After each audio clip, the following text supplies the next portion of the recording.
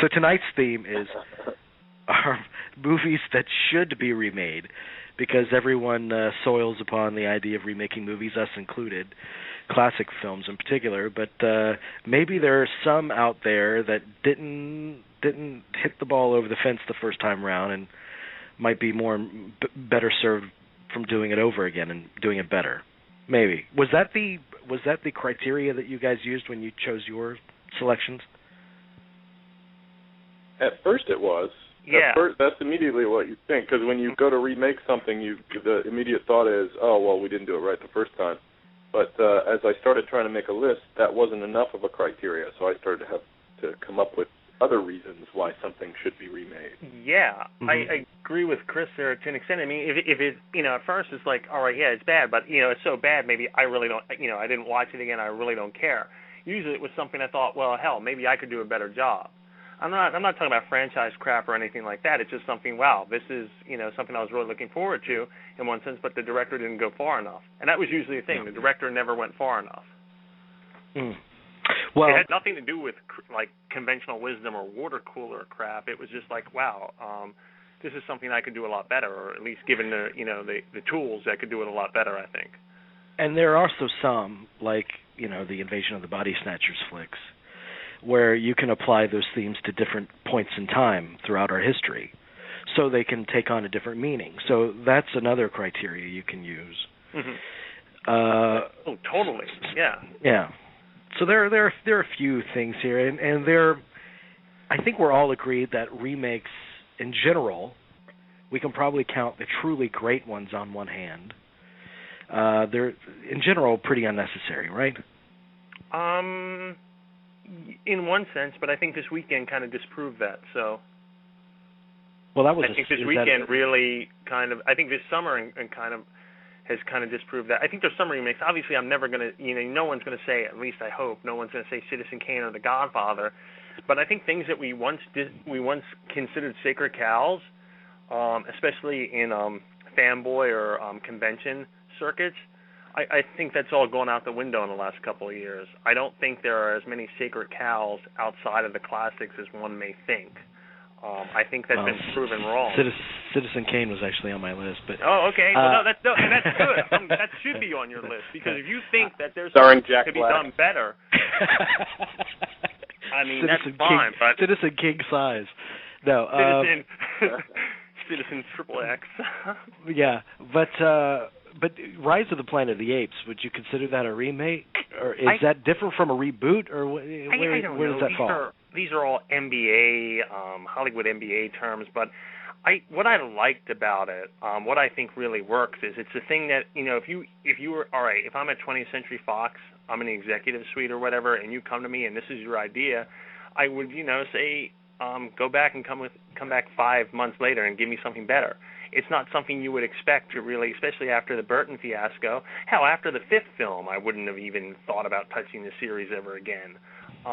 But here's something that, what I like about it is it's incredibly user-friendly. You don't have to see any of the previous films to enjoy this movie. Right. Coming to this fresh, and I think that's the most important thing. I actually thought that's why the Star Trek reboot worked to an extent. I don't know if the X-Men reboot, but that's another good reboot, would work, because I still think you would need to, first of all, I think, just be interested in those characters to begin with, or in that comic book series. But here is something you do not need to have seen any of the films. You didn't need to read the book. You could come in with a clean slate and be like, wow, this is a really solid film. Probably better if you come in with a clean slate. Yeah, always better. I mean, I didn't notice this, Chris, to be honest with you. The first film I noticed that with, where if you would come into Harry Potter, The Chamber of Secrets, the second one, and you didn't see the first film or read the books, I was like, wow, if you didn't know anything about this, you'd be completely lost. So, oh God, forget about the second one. I was thinking that during the last movie that was released like 3 weeks ago. Can you imagine someone going to see that and having never seen any of the other Harry Potters? It would be the most confusing thing in the world. Right. I mean, the movie opens up with these kids, like, staring at a troll who's in a room with his arms crossed, looking angry about a sword. Mm-hmm. What the fuck? Yeah. No sense. I agree. I mean, it's like a David Lynch film if you've never seen it. The other one. But I agree with you there. I mean, it's just something that especially in this last the decade that just ended, there were films that required that you really could not come in cold. None of them. None of those kind of films. So this was so nice to see that something so highly regarded and everything. You could have said, I've never seen any of the other films, and you could have come into this and said, wow, I understand everything that's going on. Obviously there's some nice Easter eggs, if you will, that are in there, but nothing that would ever take away from your enjoyment of the film or comprehension of it. That's how good it is. Well, apparently people thought highly of it, or at least highly enough to go see it opening weekend. It came in first place with $54 million, above expectations. So it's a successful movie, and it's going to recoup its costs. It looks like. Yeah, big time. It looks like Cowboys and Aliens will probably recoup its cost too. I mean, people talked about how that tanked or didn't perform up to expectations last weekend, but I think it'll still get there. It's not a bomb. No, I don't think it's a bomb. I think that's a thing, though, where I'm wondering, when they first bought the rights in the 90s, would it have been better to have tried to make it then? And I'm also, the movie I think about most leaving that movie is the Wild Wild West movie with Will Smith. But it's not as much of a debacle of that proportion. No, but it's the first thing you think of it as far as you're trying to think of a film that reminds you of it, and that's the first thing that comes to mind, actually. And it is better than that. That's not a good association. No, it's not a good association. I mean, but that is the only other film I can think of that I could immediately put in the same category, and they'll probably both be remembered as underperformers in one sense. I saw that with you, Chris. Wild Wild West. I think we did see that either in L.A. or Las Vegas. I can't remember which. We saw that in L.A. We saw South Park in Vegas. Well, that's a movie you see in Vegas. Right. First thing we got off the plane in Vegas, we went to the movies. Exactly. Yeah. That tells you what kind of guys we are. That's right. Okay. In terms of the reboot again, the reboot theme again. What movie or movies? Jerry, you mentioned a couple, but Chris, you remember years and years ago, like last decade, 2 decades ago, when Gus Van Sant remade Psycho shot for shot. The uproar over that decision was kind of deafening. So what movies are kind of sacrilege for you if they attempted to tamper with them? It's funny that you mentioned Psycho, because in the past, that was 10 years ago, and since that time, I feel like we've had many, many more remakes than we ever had in the previous 50 years, and it's probably true. We probably have had more in the last 10 than we had in the last 50. True. Now all of a sudden, Psycho doesn't look so bad. No, it doesn't. I actually saw it on cable a couple months ago, and it's pretty good. It's not nearly as bad as some of these other remakes and reboots that we've had. But what movies are sacred or untouchable? Is that what you're asking? Yeah, for you. They're too numerous to count. I think and that became obvious as I was going through and trying to do this list. And you take a look at a movie and you say, okay, that's good. Should we remake it? And then it's well, why? Either, number one, if you want people to see that story, either number one, you want to just let them see that movie. Take The Fly with Jeff Goldblum, for instance, which ironically is a remake itself. I love that movie. I would like everyone to see it. So why not just show them that movie? I think you're rolling a big dice when you try and remake that and get that magic just right again, get the perfect actor to play Seth Brundle and the perfect love interest, that there's such chemistry that they actually had an off-screen affair, and that's what made it so interesting on screen. All these sort of things are magic in a bottle. I mean, they're too numerous to count. Taxi Driver, try to recreate that kind of thing over again. Can you imagine? That's ridiculous. Yeah. And they tried that too. They try to kind of do an homage to quite a lot of movies, if not a direct remake. But some classic movies are so much of their time and kind of built from the stuff of that time. I mean, Taxi Driver was, as Paul Schrader said, it hit the zeitgeist. Yeah. If it had come out any other time, maybe it wouldn't have been so incredibly potent, because it didn't come from that environment necessarily at that time in the late 70s. But The Fly is one of those remakes that is in that handful of truly great remakes, and I'd put Scorsese's Cape Fear in there too. I would put that. And I put The Thing in there as well. Absolutely. I mean, maybe I would hate to say that, but I think it's one of Carpenter's best works, personally. But absolutely, it's a classic. Yeah, I mean, it really improves. What it does whatever especially what The Fly does, is it makes it for the period that it's in, and improves upon the themes. It's not like the originals were bad. Although with The Fly, I got to be honest with you, I like The Fly, the original Fly, but it's not something I hold on the sacred stick there. But I mean, the remake, what Cronenberg did with that was, astounding. And that's the same thing what Carpenter did. He really updated it to make it, very important for the 80s. And that goes with Scorsese too. And what's great about Scorsese's remake is he puts Mitchum and Peck in there just to, really cement it. And that was a great touch on his part. A wink at the camera. Yeah. And also, you know what one of the other great remakes is? Go ahead. It never gets mentioned. We've talked about remakes on the show before, but The Birdcage. One of the best remakes of all time, and it never gets the nod that it should for being such a tightly constructed comedy, so well written, and different jokes from the first one. Yeah. But in terms of Cape Fear, what made that great and worthy was the fact that it keeps the basic story and structure, but from the original, but it kind of seamlessly infuses Scorsese's own kinds of obsessions within it. The questions of, guilt and revenge and salvation and the primal violence in man. And, so it felt entirely Scorsese. And that's what made it work. It felt true. There was a purpose. You're absolutely right. No, you're absolutely right. And I think that's what's really appreciated about the remake are those things. Because it's a really, and it's an uncomfortable film too. It's not an easy film at times to sit through. Let me ask you about another remake though, because this was I was thinking about the other day. The Postman Always Rings Twice. Do you think that's a worthy remake?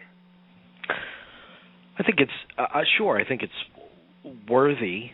I don't think it's entirely successful, but there's enough great stuff in there to make it a worthy effort. It's very evocative of the period.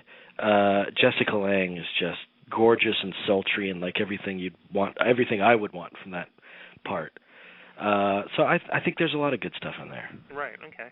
I was just curious because the original was on the other day for John Garfield Day on TCM. So notice I almost said AMC, thinking it was back in the old days, but. Yeah. Well, here's my thoughts on Psycho, and I won't put Psycho on my list, but I wouldn't mind if Gus Van Sant remade that again. I've said it before because he always said that he wanted to go back to Psycho like every 10, 15 years and remake it again and see how differently it turned out. Which I think that should probably be restricted to maybe like a on-demand DVD thing, not a theatrical release. But I found the original Psycho remake, a fascinating experiment to see how you could do it shot for shot, and kind of how the DNA of the director behind the camera, and the personality of different actors, how it gives it a different sense of life. I think it's bound to be a failure. When compared to the original, but that shouldn't be the point. How does it differ from the original? But even if Gus Van Sant went back in a few years and remade it, how much of a different movie would it be from the one that he made before? That fascinates me. With the passage of time and his maturity as an artist. That's an interesting thing. No, you're absolutely right, and it would be a very different movie. And there are, if you go in our chat room, our loyal correspondent is just all over the place, Dean Treadway. But I think A Fistful of Dollars is a worthy remake of Yojimbo. There's no doubt about that. And there's some other, and Sorcerer for Wages of Fear, obviously. Those two that really come to mind as well. We don't talk about, obviously Fistful of Dollars gets talked about a lot, but Sorcerer we don't talk about a lot. and I do think that's a great film. I love that film. Yeah. And I love Waiting for Fear, too. I need to watch Sorcerer. I've put it on my Netflix queue. I just realized a couple of weeks ago that I'd never actually seen it. It's not easy. It wasn't an easy film before, like DVD and everything. It wasn't. I had a VHS copy that I bought a long time ago, and I watched that. That was the first time I watched it. But that image of the truck on the rope bridge in the ad always it looked like a fascinating film, and I finally watched it. I think 13, 14 years ago, and it just blew me away. Really awesome voice. It's a really interesting movie to watch these days too, because at the time there weren't a lot of action movies quite like that, where the action was just sort of relentless. Action movies with stuff like Dirty Harry, where people were talking for 30 minutes, and then there was a car that ran through an intersection, gets T-boned and flipped over, and then it's more talking for 30 minutes. And that was considered an action movie, Right. This movie has action, from soup to nuts. It's just they're constantly driving these freaking trucks full of dynamite through the jungle, it never stops. And it really when you watch it, it doesn't feel like something that came out of the 70s at all. You're right. It feels like something from the early 90s. Now, obviously, it looks like a movie from the 70s, but it does not feel like one. All right, let's get to our list. Okay. Our lists. Go ahead, remake my day. Speaking of Dirty Harry, I'll start out. Here's my first. My first is actually 3 movies. Okay. They should remake. Cheating already. No. They should remake the new Star Wars trilogy. They should have Larry Kasdan write it, and anyone else direct it. Well, we've been saying that for at least 13 years or 12 years. I'm saying it again. Okay, that's cool. No, that's cool. I stayed away from this. If you made George Lucas the idea guy, made Larry Kasdan, as he was in the original films, the one that put the pen to paper and realized it, and you had anyone else, I repeat, anyone else direct it, I think it would salvage the sour taste in fans' mouths. But I agree with you. I agree with you 100%. We all wish that Larry Kasdan would have done that. He did Mumford at the time, but I don't know what excuses Dreamcatcher after that. So, I mean. But that's the biggest mishap in cinema history in the past decade. So correct it. I know it's not going to happen. It's like a dream choice, but I don't want it. I just want them to stay away. I just want the movies to be locked up in a vault at this point. Yeah. I really do. But that's awesome. Those are awesome choices. I agree with you 100%. All right, Chris, what do you got, buddy? Let's see. Okay, my first one is probably the only one that falls into the category of movies that weren't quite good enough the first time. The rest would fall into other categories, but mine would be the 80s horror film Night of the Creeps, the Fred Dekker film. Wow, dude, that's a bold And I love choice. that movie. Yeah. Well, no, the movie's got a cult following, and I'm part of that following. Right. But I think it's the kind of thing that you could remake and have a lot of fun with. If you got somebody who is really creative and, sort of into that sort of thing, somebody like a Sam Raimi or a Robert Rodriguez could really make an because that is one of the few. When I started making this list, I thought, okay, well, what was made well before they had the sort of means to make it? Like what films were made before they really had the special effects? And I thought about things like Jason and the Argonauts and things like that, and Clash of the Titans. Well, they've done that. But Night of the Creeps was really most of the time they did the best with what they could, and the movies became memorable anyway. Whether you had Ray Harryhausen or any of those guys doing the special effects. Night of the Creeps, I feel like you could make a little bit tighter, more interesting, more fun movie. And I think it'd be good for somebody like Sam Raimi to get back to ridiculous shit like that and stop. Oh, totally. Spider-Man. That's a good choice, man. One, Night of the Creeps. I appreciate that because that movie, like as you say, you're part of the cult following, and a lot of people would cry blasphemy, but more power to you. Man, I don't remember that much of Night of the Creeps. I do remember the stuff. Was it the yogurt or something that they would eat, or the ice cream or something? Yeah. That's the that's the Larry thing. Cohen film. The other thing about Night of the Creeps Yeah, Larry Cohen is the stuff, and then Night of the Creeps is Fred Decker. But again, see, Jamie doesn't even know it. Night of the Creeps does have a cult following, but it's not like a Rocky Horror Picture Show cult No, that's following. true. It's got very, very small cult following. And I think we need to add something onto that, Chris. It's like an internet cult following. It's something before the internet you had no idea, at least I didn't, that people really loved that film. Yeah. Right. I felt like I was the only one. My family thought we were the only ones that knew that movie. Yeah.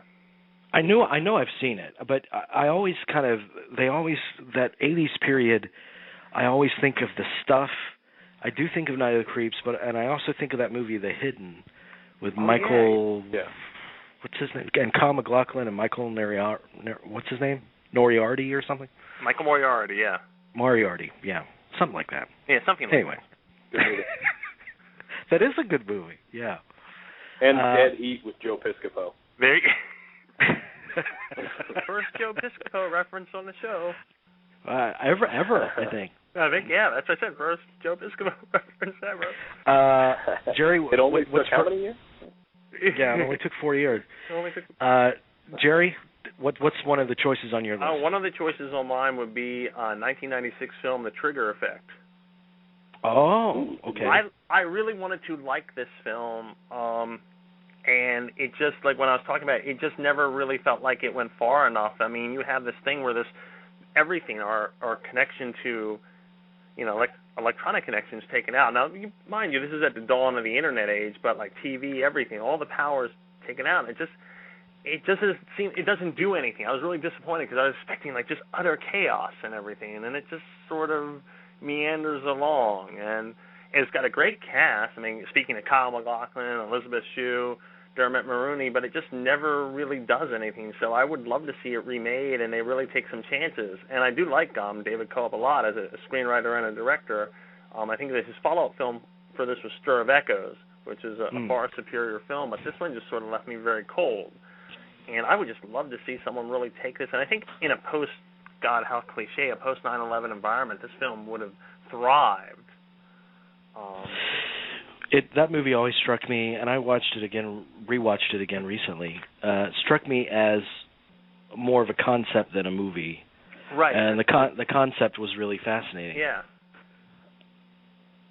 That's good. That's an interesting choice. Yeah. That's a good one. Yeah, thank you.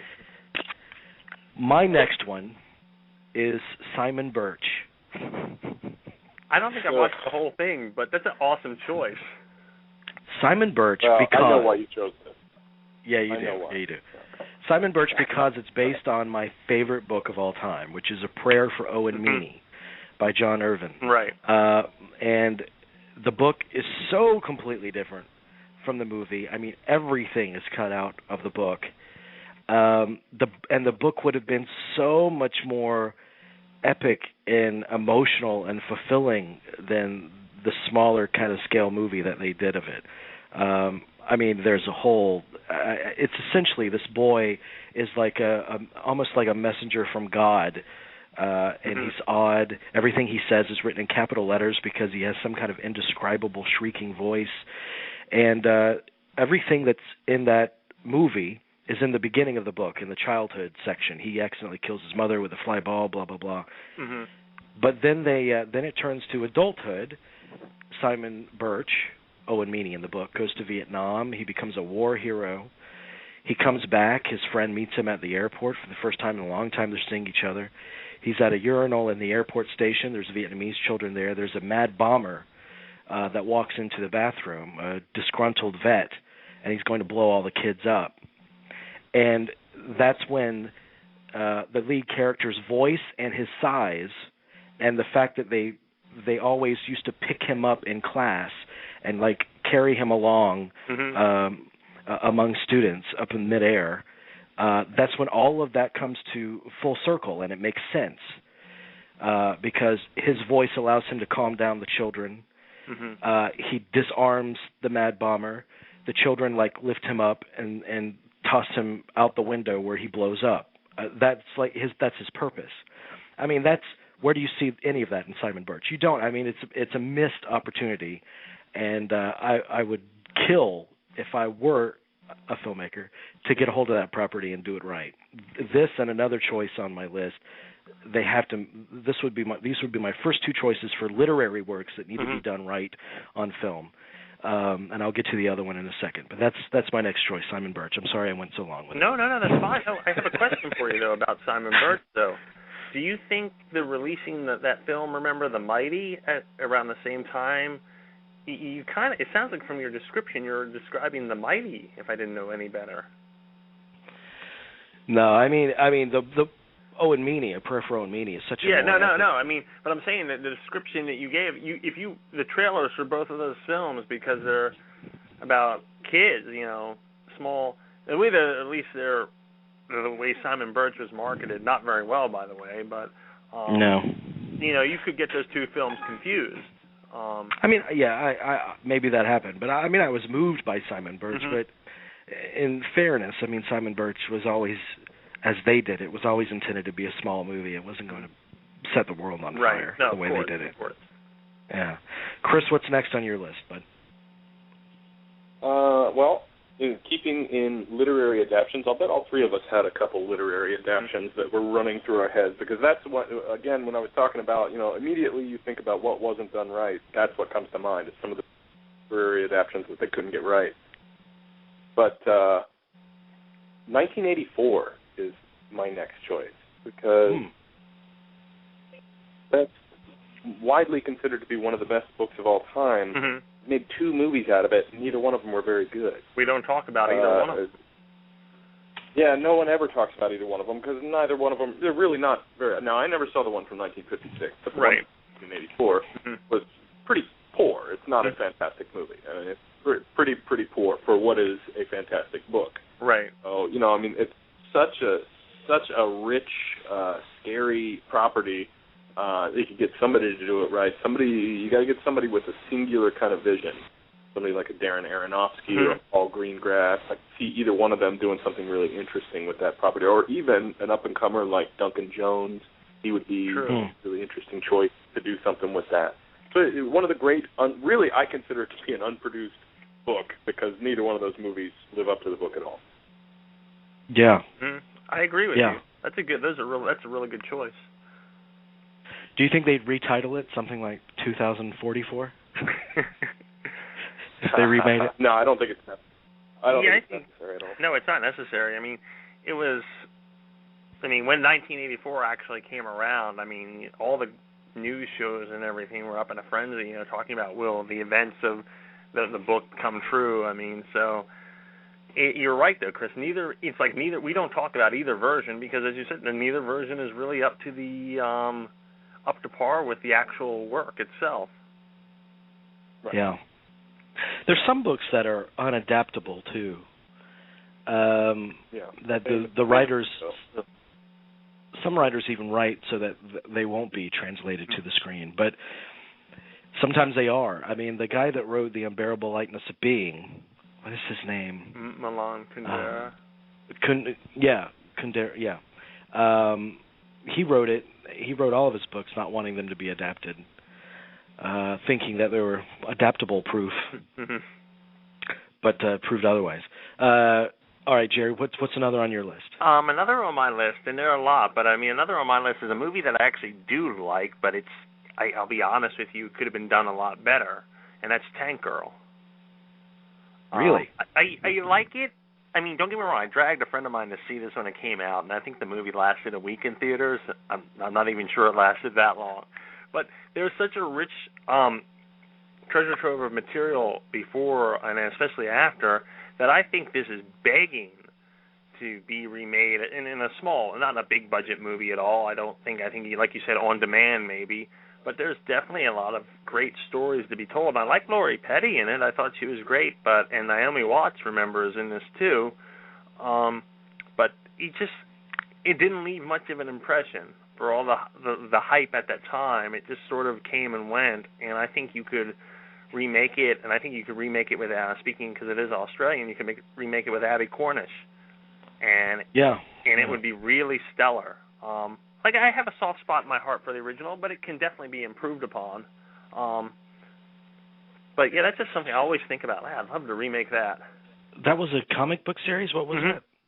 It's a comic book series. It's still very, and a great comic book series. But it just didn't translate well to screen. And maybe it does. Maybe it can't translate to screen because you already had Mad Max, which is one of its obvious influences. Maybe it can't. Maybe it will always look like just sort of like a Mad Max knockoff. But there's so much material there to play around with to make a really solid, interesting action movie that you could. It's worth it. It's worth a try. Do you remember anything about Tank Girl, Chris? Ice-T in a weird, like, post-apocalyptic kangaroo outfit. Yeah, that was back during a time when we had all convinced ourselves that Ice-T was a great actor. Then we moved on, and now we're back to that exact same place again. Now suddenly people seem to think that Ice-T is a great actor. I don't know. We just keep making the same mistakes over and over again. It's like our government. Oh, let's not go there. Please don't go there. When it comes to our feelings on Ice-T. Yeah. Next on Lori my list, Petty I'll put... also was a mistake. Was she? Do you think so, Jerry? What was that? Lori Petty was also a mistake? It's hard. Are you saying in that movie or in general? No, not in that movie. I think she was good. No, I think she is a mistake. Oh, wow. Okay, all right. You know, dude, okay, that's another can of worms I don't want to get into right now. Tom Petty would have been better in the part. No, I mean, it was like she had just come off of A League of Their Own, and, like, we all sort of thought she was cute in that movie, so she did Tank Girl, and it's like, oh, wait, she's not cute, she's annoying. It wasn't very cute at all. Here's trivia for our listening audience out there in the chat room. What post-apocalyptic film did Tom Petty appear in? There's your question. Go at it in the chat room. All right. Next on my list is the other literary adaptation that I think they should do. It's been planned for years and years and years, but it's kind of stagnated, so I don't know if it'll ever see the light of day, and if it does, I hope they do it right. It's Stephen King's It. One of the most epic horror stories. It's like 1,100, 1,200 pages. It's everything horror-related just thrown in there. It's a fascinating story that can be divided into childhood years, adulthood years, into two separate movies. You can even do it as an HBO miniseries kind of thing. I think that would be a vast improvement over what they did in the TV miniseries, which the only thing anyone really remembers and cherishes about that was Tim Curry as the clown. Right. And they were limited by 80s television. I think they need to do it right. This is a very cinematic story, and I know they're planning to do The Stand. That's another one that I think can benefit from the big screen treatment, but it would be my top choice for Stephen King properties that need to be done right. Yeah, basically every Stephen King movie ever made, they should just go ahead and remake because there's so few of them that worked. It is so epic and cinematic, and it's got so much kind of movie horror history in it that it would just be great if it was done right on the big screen. More so than the other, Stephen King stories that aren't so much written like a tapestry. I mean, this has to have someone really good behind it. I mean, Darabont would be, He'd be ideal. An obvious, yeah. Mm-hmm.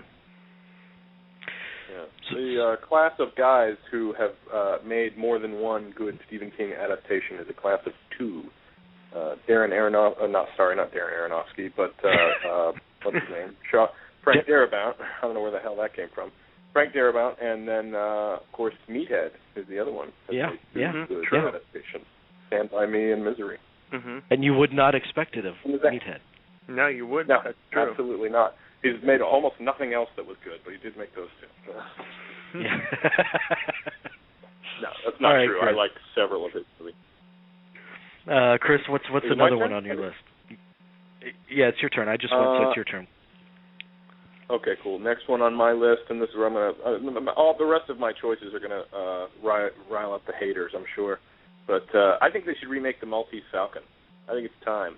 I think this falls under the category of it's been too long, and The Fly. I might have a chance of getting my brothers to sit down and watch that. Maltese Falcon, no fucking way. So how about we just get a new? You don't have to touch the script. Leave the script alone. It's perfect. It's one of the best scripts of all time.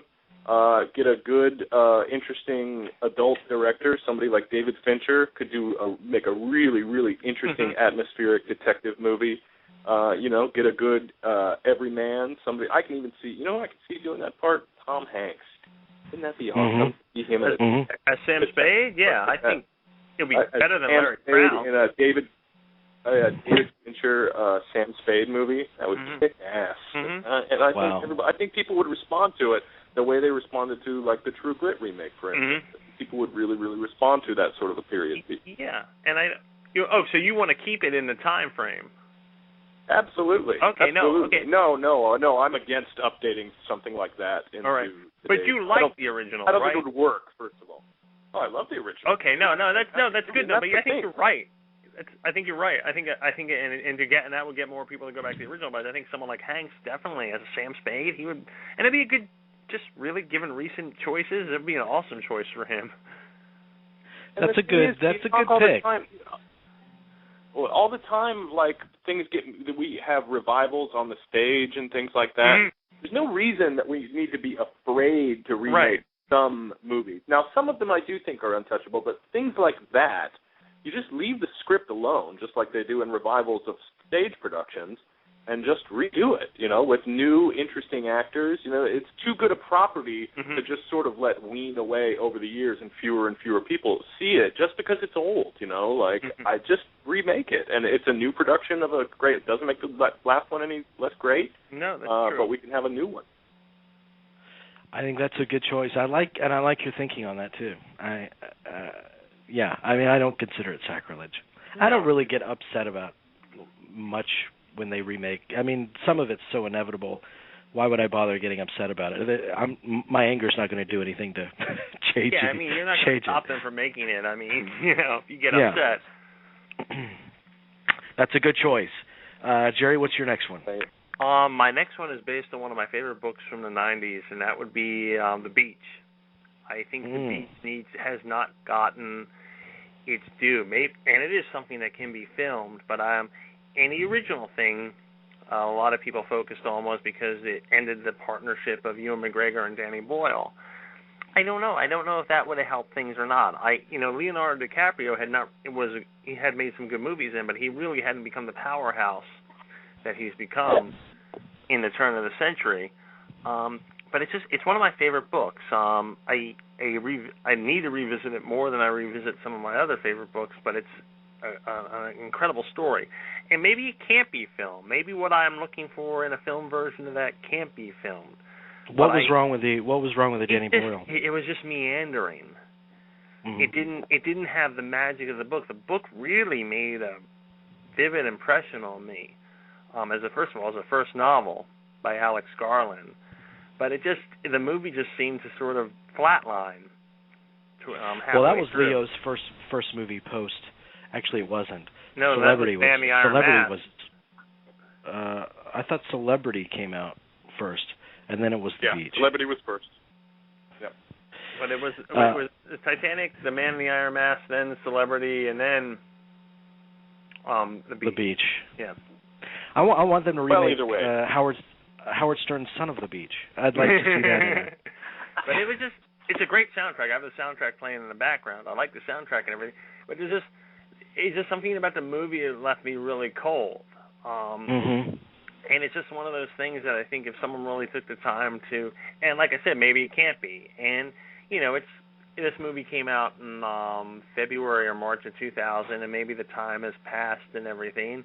And it would do me some good to maybe go back and watch it again. But it's just something that I love that movie. Oh, okay. I did not know. If you you read the book though, right? I have not. That's what I was about to say. I love the movie, but I've never read the book. Okay, so, but this is important. It's hard for me to imagine. Right. That's a good point though, because the book. This is a problem though when books or whatever a property is made into a film. That goes back to Jamie's first choice, the prequel trilogy. We all have our preconceived notions of what we think it should be, and it's not. So this is a very selfish choice on my part, just because I held the book in such high regard. It doesn't take. I mean, if you like the movie a lot, more power to you.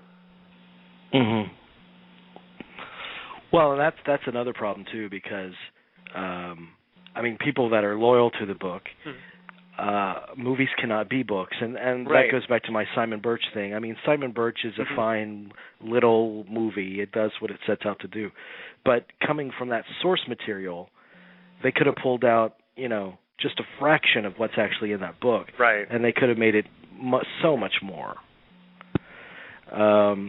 So I mean, some books and some movies overshadow their books in Right. terms of quality. I mean, we talk about the Godfather movie, not necessarily the Godfather novel. Right. No one ever talks about the Godfather novel. Yeah, I mean, Right. Coppola, But that Coppola said it rarely best. happens. Yeah, I mean, Coppola said it was like they want me to make a Harold Robbins trash novel into a movie. Right. And that's a interesting thing that he said. And we don't go back to the book. I mean, the book has a lot of good things in it, but if the movie was filmed as the book, I don't think we'd be talking about the movie today. But that's a rarity. I mean, it's Yeah. a rarity that the movie turns out to be so much more than the Right. book. I don't know. I don't know if it is a rarity. Like, think about The Exorcist. That falls into that same category. No one ever talks about that as one of the great books or novels. Right. But Also made a good one. Also made 40 years ago, just like The Godfather. Right. Who's next? Who just went? I just went, so I think it's you. Oh shit, it's me. Okay. I would choose. Let me see. Let me bring up my list. I know what they are. I just want to put them in order. I would choose The Glass Menagerie. Chris talked about stage plays and reviving those onto film, because I don't think it's been done as well as it could yet. The Katharine Hepburn version wasn't that great. The Paul Newman, it was Laura, played by Karen Allen, and especially the mother, played by Joanne Woodward, was just perfection. But Malkovich was wrong to play the lead part in that. He's too much of a kind of oddity, kind of a distant actor.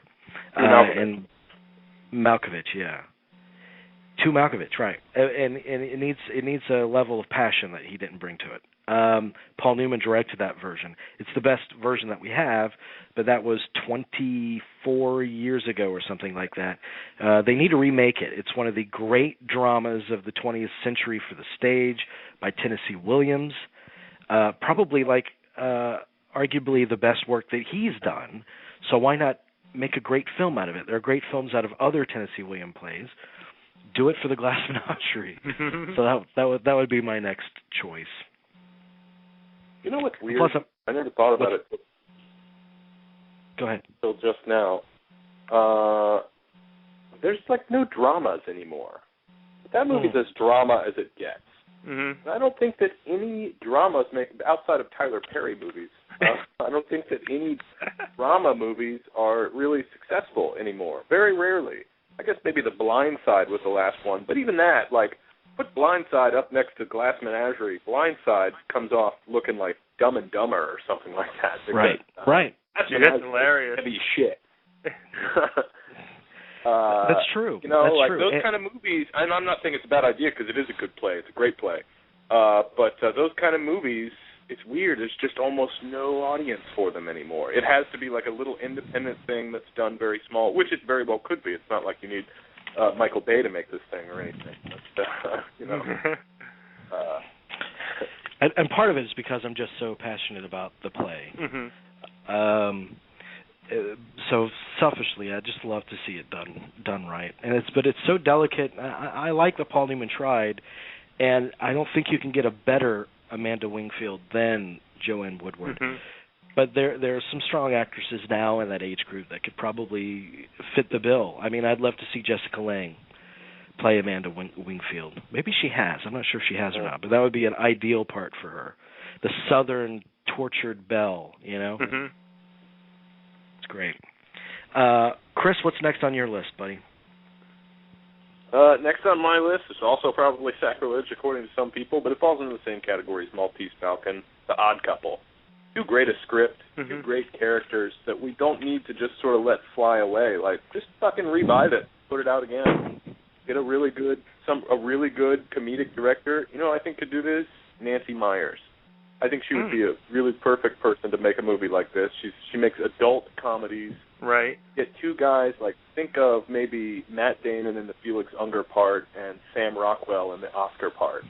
I think that would be a fantastic movie. Let those actors chew on those roles. That's an awesome thing. Wow.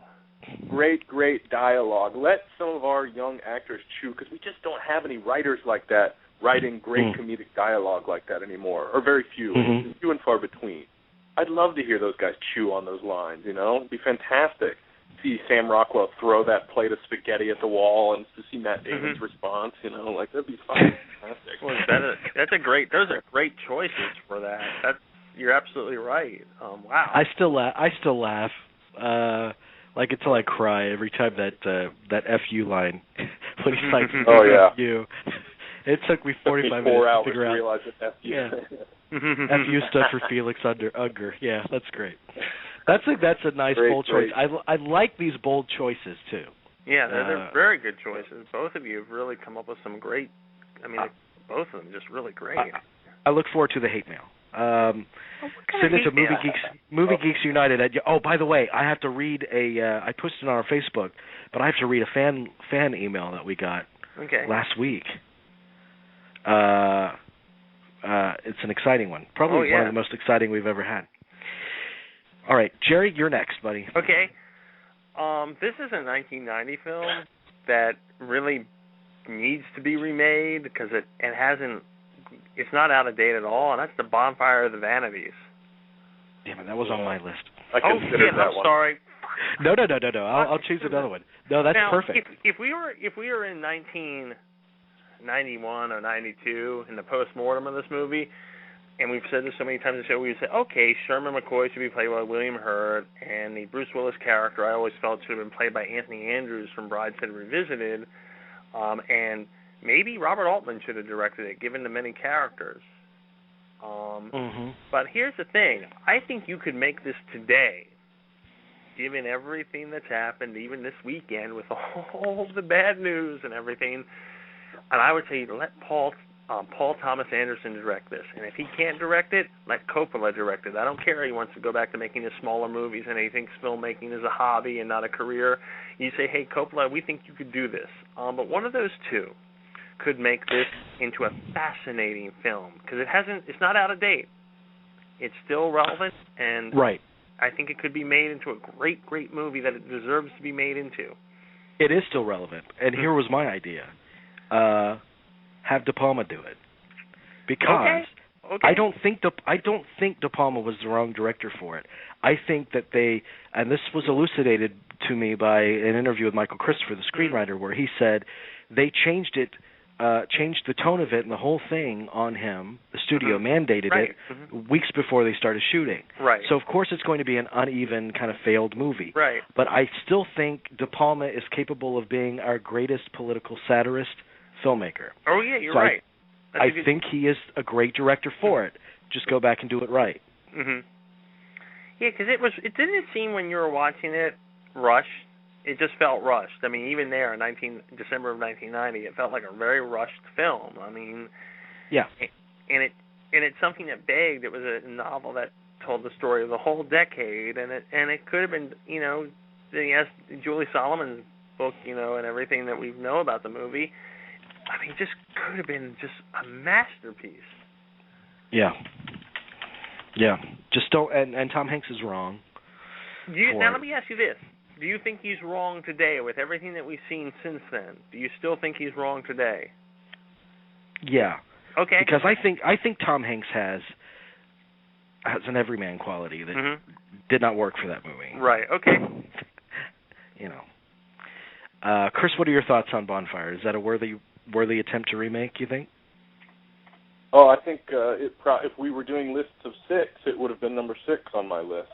Okay. It's funny that we all chose it. It's glaring too. Like when you talk about like movies that are widely considered to be bombs, but the source material is widely considered to be like great. Like I talked about 1984.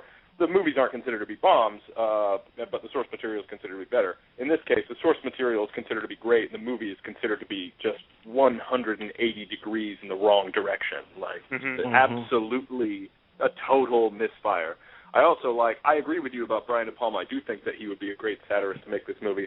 However, I have an image of you taking that, say you're a producer, you take that idea to the studio head.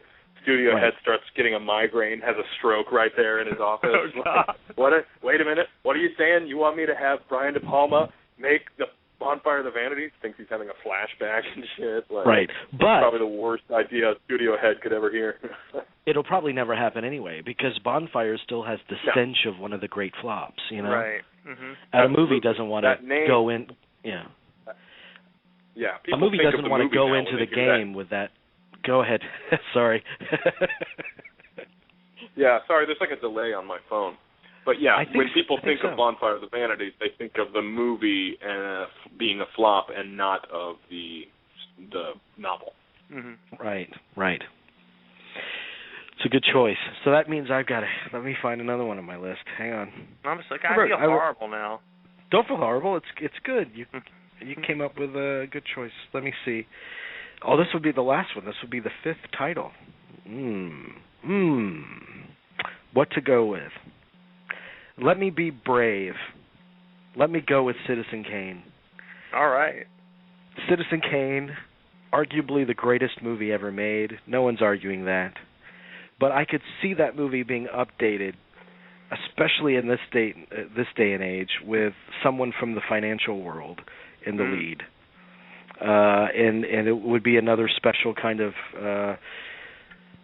perspective on arrogance and greed and domination and how it destroys, So obviously it would be considered sacrilege, but I could see that film being structured as it is, working in today's climate. Just recast kind of, because obviously it wouldn't be a newspaper person. Just recast the profession of the lead character. Very interesting choice. It's very interesting the way that you would do it. The financial world is definitely ripe for that. Look, so more and power to you. It goes back to what Chris said. We update Shakespeare, and what greater, what art do we treasure more profoundly than Shakespeare's works? We make new updated Othellos and Hamlets, for Richard today's III. age. Yeah, and that Ian McKellen, Richard III, is just brilliant. I think you could do the same with Citizen Kane. It won't happen, but it might. Give it another couple of decades, it might. Yeah. I think they did that. It's called Too Big to Fail. It's a strange choice. Citizen Kane and Casablanca are always on the list of greatest films of all time. Usually one of those two movies. Very few greatest films of all time lists where number one is not either Citizen Kane or Casablanca. But Casablanca, you could probably go out into the real world and find people who are not in the movie industry and who are also not really movie buffs. Just everyday people who, you might be able to find a couple who will tell you that Casablanca is one of their favorite movies. But I know very few people who do not consider themselves in the industry or movie buffs who would say that Citizen Kane is one of their favorite movies. In fact, I know very few people who've seen it at all. I think that's because Citizen Kane was more groundbreaking, from a filmmaker's point of view. There's probably no one single film that broke down more filmmaking barriers than Citizen Kane did. And I don't even like Citizen Kane. I don't think it's probably not in my top 100 favorite films of all time. I think it's more of a filmmaking achievement. So I think it would be very, very strange to remake that kind of movie. I mean,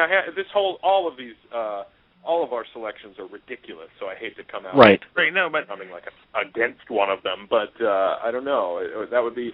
I've never considered the material itself that strong. Although the way you spin it, that does sound interesting. Putting it up against the financial world, telling that big epic sort of personal story up against the financial industry. That does sound interesting. Who would you put into something like? Who would you put behind something like that?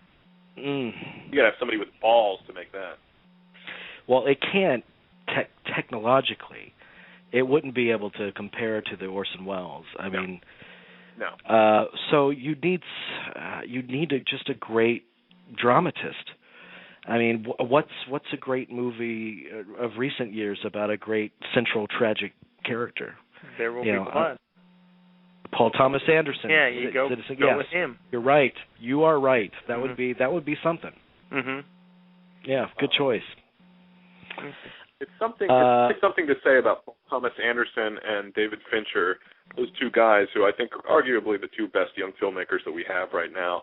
Because basically any movie that we've mentioned here, you could plug one or both of their names into those. That's something to say about a filmmaker. I would trust him making almost anything. And I really could see Paul Thomas Anderson remaking Tank Girl. Now, I can't really see it, but I can imagine him making a move like that. I can imagine him making a move like that and seriously thinking, I consider him, qualified to do something like that. You know what I mean? Right. Yeah.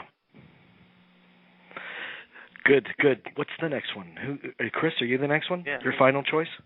I think so. That was your fifth. My final choice. There's a little bit more overlap here. Jamie, you chose the prequels for Star Wars to remake. I say go one step further. I say fucking remake Star Wars. Like ever since the first Star Wars movie came out, they've been trying to recapture that same lightning, and they kind of did with the first and second sequels, Empire Strikes Back and Return of the Jedi. But then you got all the toys and all the marketing, and then fucking Ewok adventures, and then you get to the 90s, and you're into the fucking... but it was dead in the 90s. And prequels, and then you're into cartoon shows, and more toys, and more marketing, and rides at MGM Studios, and all kinds of shit like this. Like, stop fucking around. Why don't you just remake the original movie at this point? Like, again, it's almost 40 years old. Yes, I understand that, like, it's considered a classic by some, but it's so embarrassing at this point, the way it's been poured out. I love the original, too. That's being kind, Chris. That should have been the title of the prequels. I mean, poured out. It's so, you're so kind. I mean, you know what? I wish to God he never made the prequels. I wish to God he just went on to do something else, but he ruined it. He pissed on his own thing. Everybody says that about the prequels, but, we were making awful fucking Ewok adventures and stuffed plush Darth Vaders that you can buy at Toys R Us and things like that. Star Wars Episode 1, George Lucas is a whore. So that could be the title. Seriously, I'm quite serious. I can imagine them saying, fuck it, we're remaking Star Wars. Yes, we are recasting Han Solo. Yes, we are recasting the voice of Darth Vader. We're going to get someone else to do that voice now. Yes, we're going to redesign his book. It's not going to be black. He's not going to look like he has a Nintendo 64 strapped to his chest. He's going to look like he's going to look totally different. He's really going to look like a cyborg monster.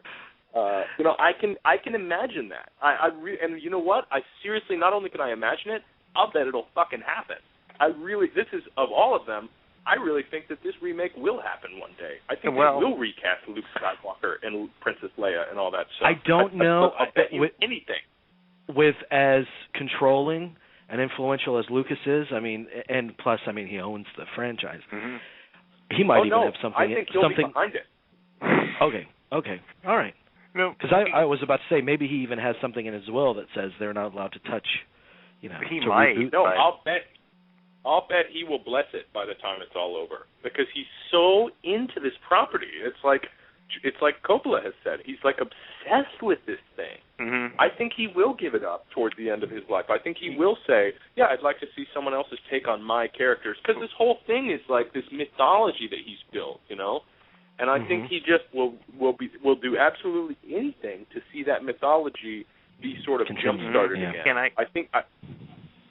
Go ahead, Jerry. No, I just wanted to say, I think Chris is on to something here, but I kind of have to say, after the Star Trek reboot, I'd rather have a reboot than ever see what 7, 8, and 9 would look like.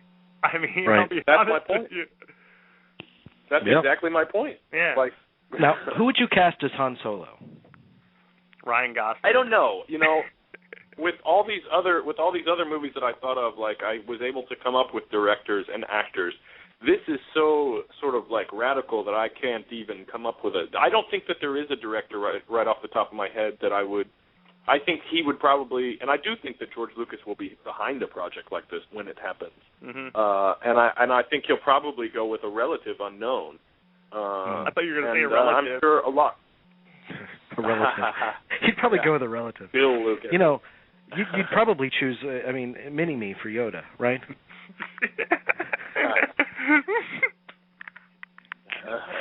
I could see like George Clooney doing a Han Solo. He'd be a good Han Solo, but I don't think he'd do it. But he'd be a good Han Solo. I don't think he'd do it either. I think it'd be full of unknowns. I bet it will. Yeah. Princess Leia. Who would you want to see in that Return of the Jedi get-up? I would say, what's her name? The chick from Scott Pilgrim, whatever the hell her name is. Mary Elizabeth Winstead? Yes. Oh, my God. Wow, there you go. That scene where she sort of crawls across the bed in Scott Pilgrim. My God, you got a good point there. You got a very, very good point. All right. Jerry, your last choice. What is My last choice is a buzzkill compared to these others. I thought this would be controversial, but not at all. I'd remake Bad Teacher just because I didn't think it was funny at all. I'd really remake that. If your model is Bad Santa, then use it as a model. Don't just talk about it. When your guy, I think, were these the guys that wrote Year One, I think, who wrote this? Mm-hmm. I don't want to remake Year One.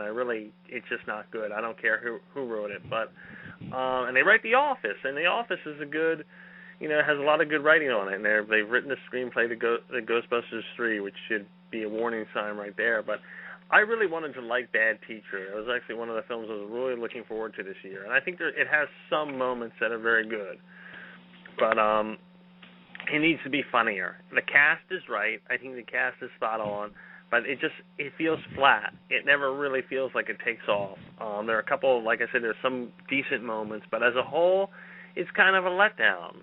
And I say that it's a letdown because what comes afterwards this summer, like Horrible Bosses or Friends with Benefits, and especially Crazy Stupid Love, you can make something that's really funny and everything, and this just sort of falls flat.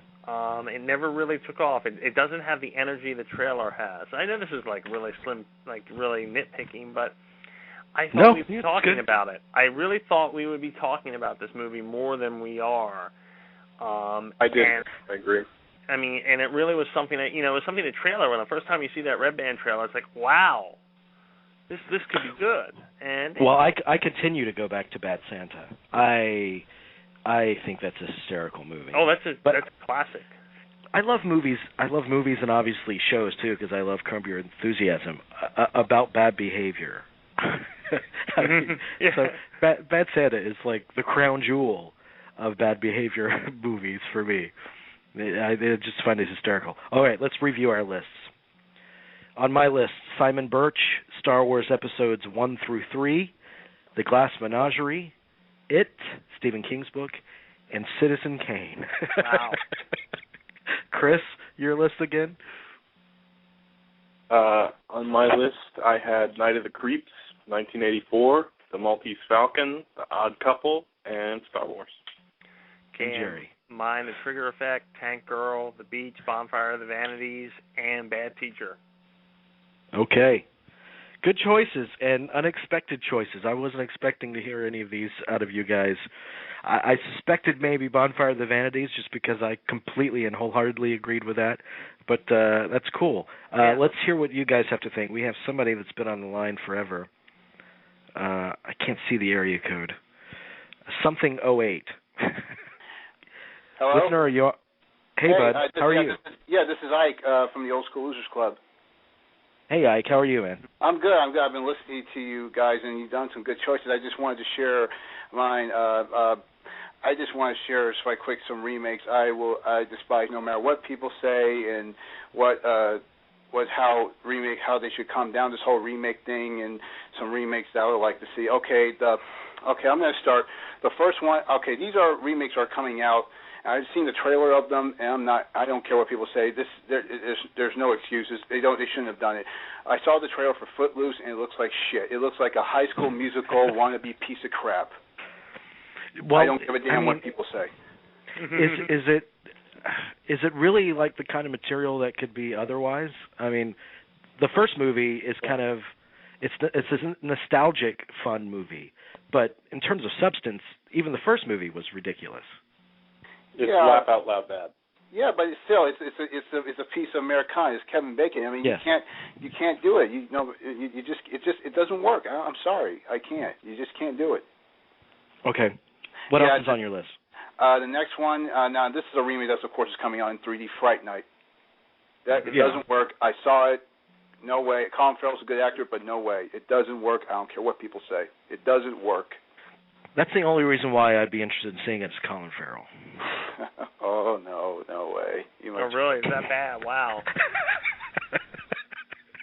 So these are all movies that have been remade, but you hate the idea of them having remade. That they're coming out. Yeah, and of course, I have some friends on YouTube who are in my club. We were ranting about this. Of course, the Thing prequel, and they looked at it and each shot by shot, you could tell it was a remake. They just lied to us. It's a remake. And speaking of Mary Elizabeth Winstead, she's in that movie. She's in the right. Well, that's her. That's basically her audition tape for Princess Leia. Yeah, but it doesn't work. I don't care if it has good special effects. It's not. It's the thing. The original thing with Kurt Russell. It's a classic. You can't touch it. It doesn't work. Well, listen to me, Ike.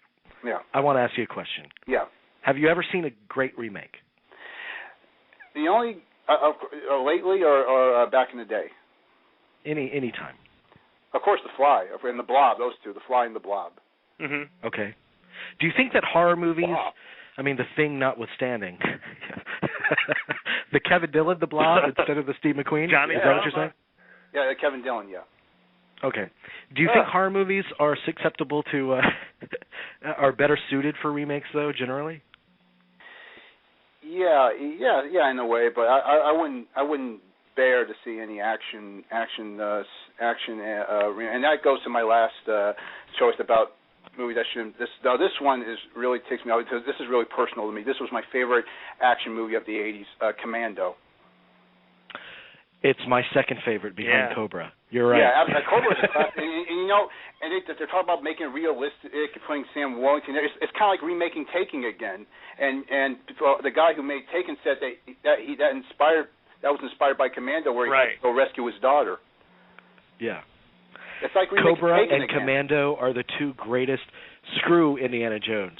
I'll take Cobra and Commando. The guys in my club agree with you. They love Cobra. We're crazy about Cobra. Absolutely. Have you listened to our Cobra show? Oh, absolutely. Everybody, the guys in my club and all my YouTube friends, they love Cobra, and I really hope they. I did. Oh. I even did a radio show on the Old School Blues Club radio. We talked about why there should be a Cobra 2, and we came up with some good ideas for it. So you'd want a sequel, but not a remake? Absolutely not. No way. Stallone can still do it. He did Rocky and Rambo. Why not Cobra? Yeah.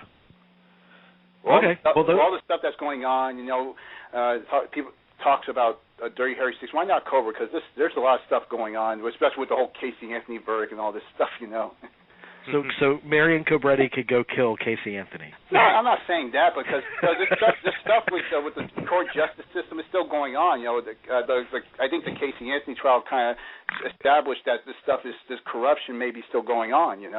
Yeah. Like with Dirty Harry, it's still going on. We got a controversial show tonight. Yeah. We got a controversial show tonight. Remake Citizen Kane and Star Wars, and Stallone should go shoot Casey Anthony. I mean, I didn't say that, but that was good. Oh no, Ike, you said it. Yeah. Okay, I'm gonna say what should be done about this whole. It should calm down with the remake. People don't talk about this word. I don't think this word exists anymore because nobody's talked about this. People talk about remakes and reboots and sequels. Whatever happened to the word re-releases? Mm-hmm. Nobody talks about re-releases because I did a show on that. Nobody mentions the word re-releases anymore. Right. Whatever happened to re-releases?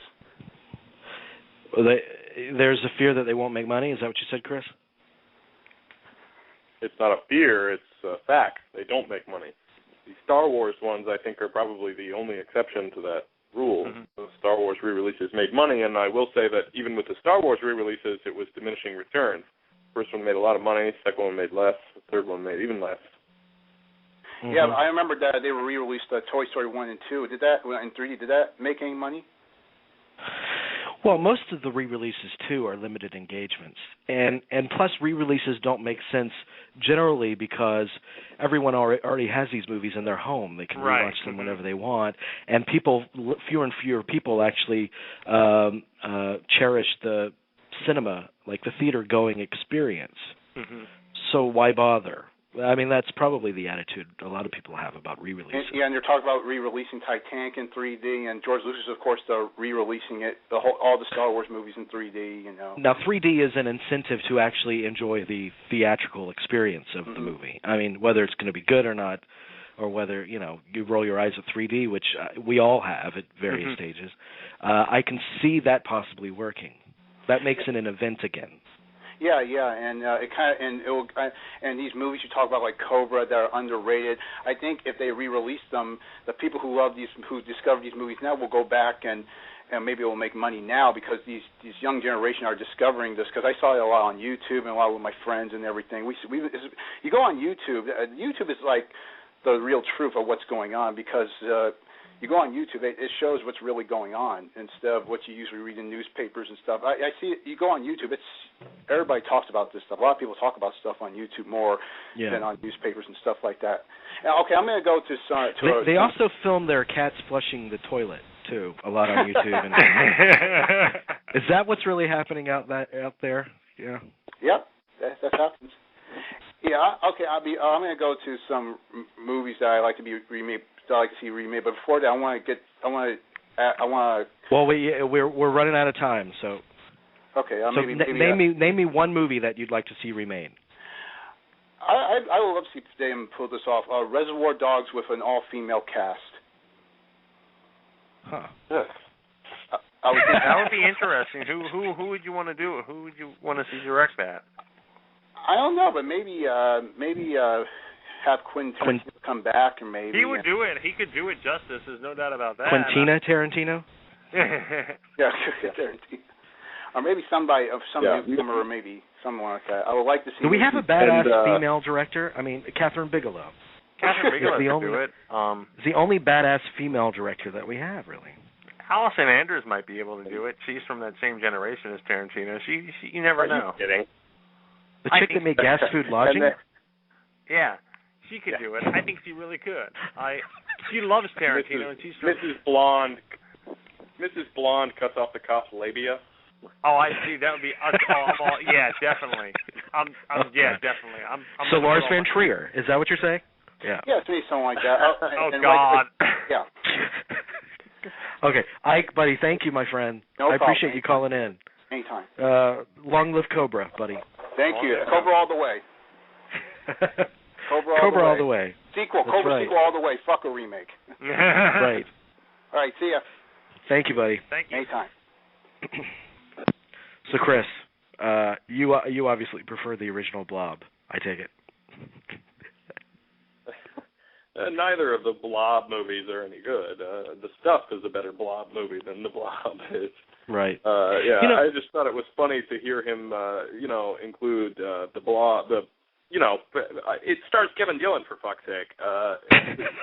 Putting that alongside David Cronenberg's The Fly is like, wait, what? Like, yeah. I actually me? rewatched the original Blob recently, the past couple of months with Steve McQueen. It's a fun movie. It is, it is, definitely. Yeah.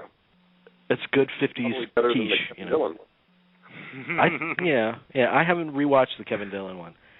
I don't know, some ideas are just so incredibly ridiculous that the people of today would just laugh at them if they try to redo them. Yeah.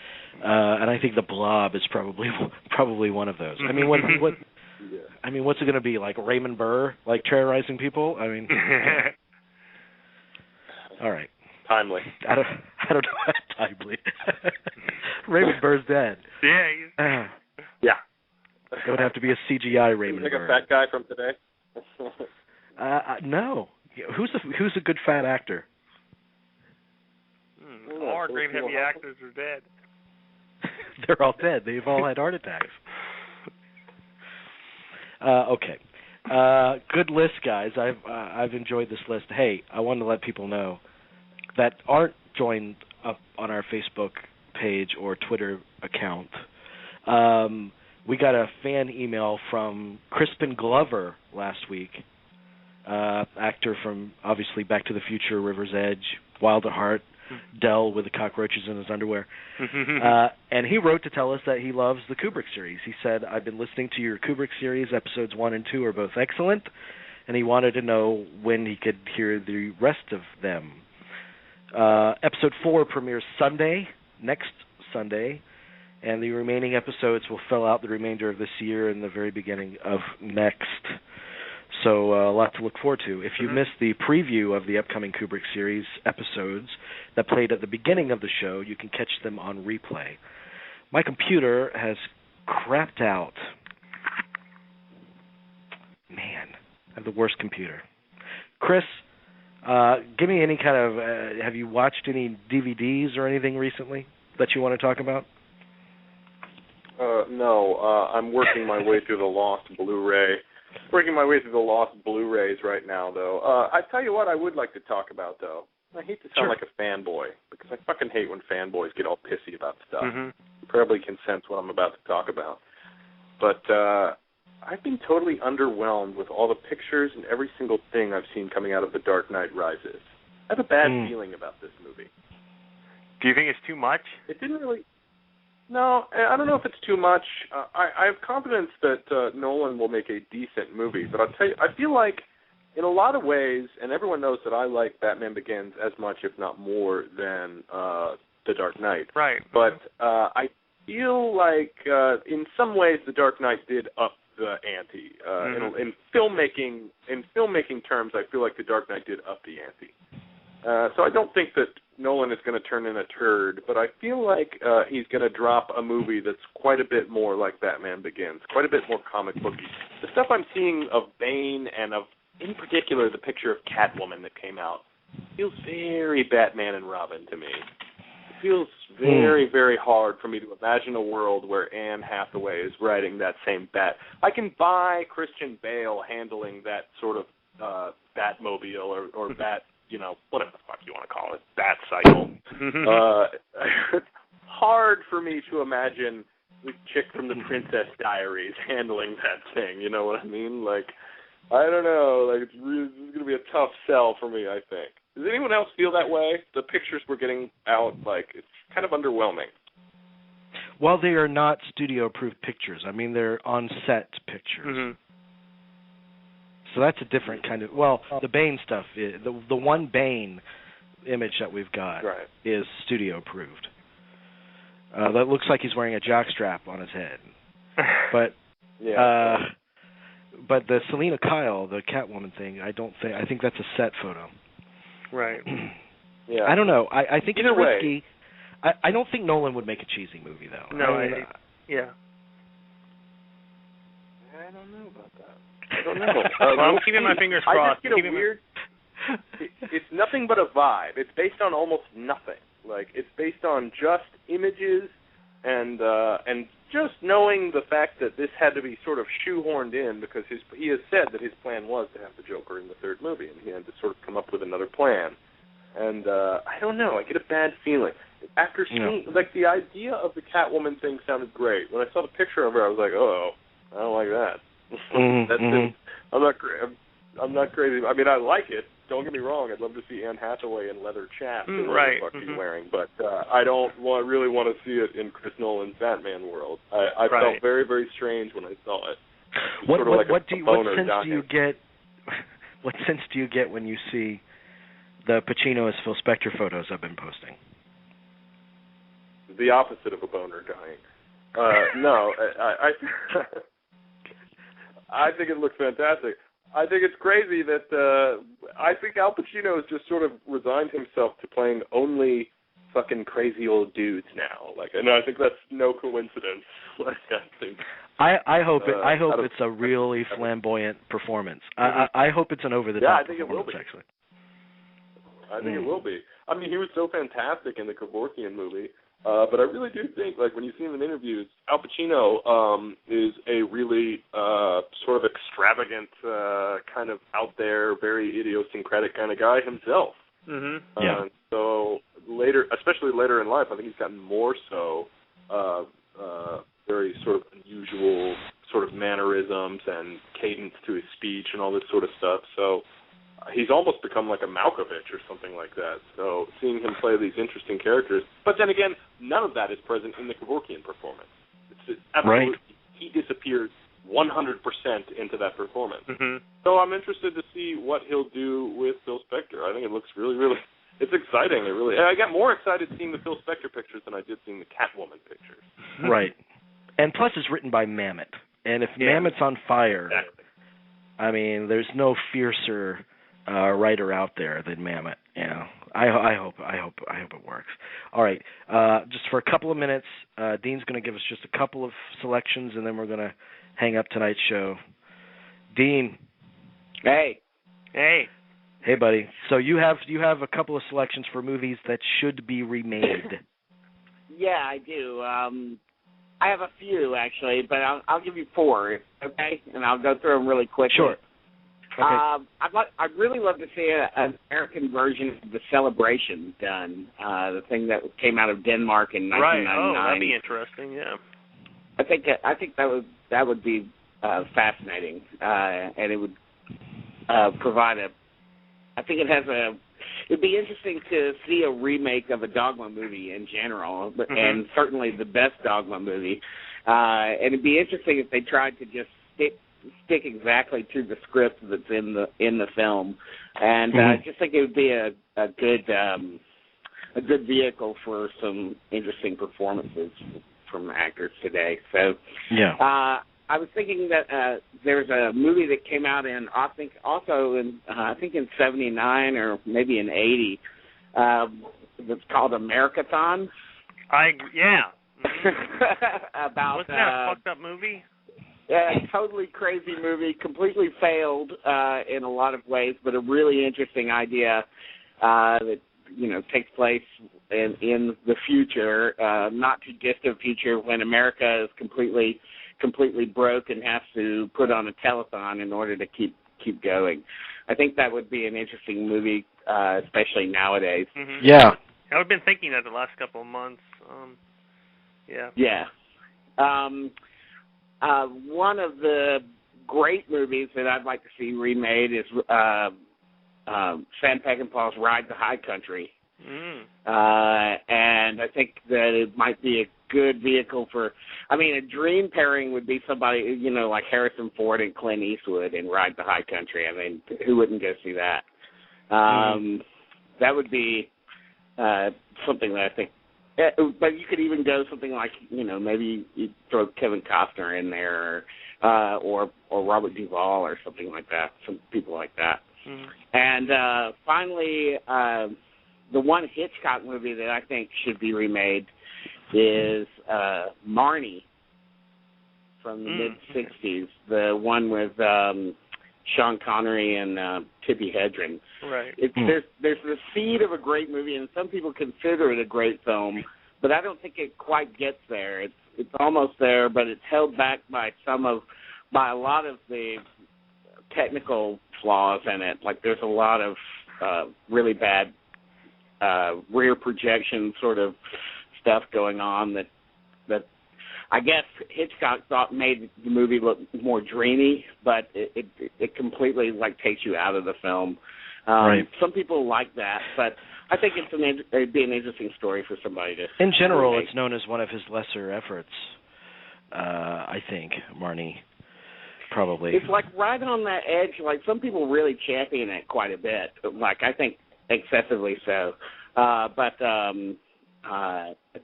they're right in that it has a really good script, but it kind of meanders a little bit too long. And but there's a germ of a really good idea in there if it's treated properly. Here's a couple. What if they updated Fantasia and had Pixar do it? That was from Jason O'Brien. These are a couple of his choices because he did a show on the same topic last year. War Games. Aren't they doing War Games? Yeah, it's on the docket. But also, I had another one here, Martin, which is what I mentioned last week. Mm-hmm. The excellent one. George Romero vampire movie. Vampires are all the rage. Martin is like a really a disturbing, realistic portrait of a would-be vampire that I think would work today as a horror film. My friend Rick likes Life Force to be remade because he prefers the book. And another one that's probably already being remade, I think, is Pet Sematary. He'd like to see that remade. Yeah, oh, yeah. Those are good choices.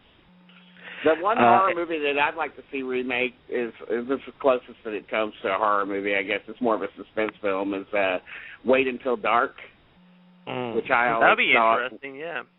I always thought was kind of a failed movie, and it's like, again, it's a movie that has a germ of a lot of great things, and it has a great villain, but the screenplay or the script just doesn't work. There's a lot of holes in the script. It shows its age. I think that Audrey Hepburn and Alan Arkin are great in it, and so is Richard Crenna, even though maybe Blake Edwards wasn't the best choice for director. I don't know, but